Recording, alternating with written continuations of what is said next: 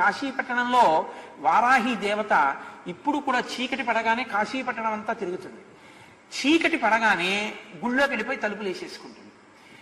అందుకే సూర్యోదయం అయితే ఇంకా వారాహి దర్శనం ఉండదు కాశీలో, మనం చూడలేం కూడా. ఆ వారాహి యొక్క స్వరూపాన్ని దగ్గరగా నిలబడి చూడడానికి ఎవరికి ధైర్యం సరిపోదు. అందుకని ఏం చేస్తారంటే వారాహి దేవాలయం పైకప్పెక్కి సూర్యోదయానికి పూర్వమే పైన కన్నాలు ఉంటాయి, ఆ కన్నాల్లోంచి చూడాలి వారాహిని. కన్నాల్లోంచి చూసినందుకే ఉద్వేగం కలుగుతుంది.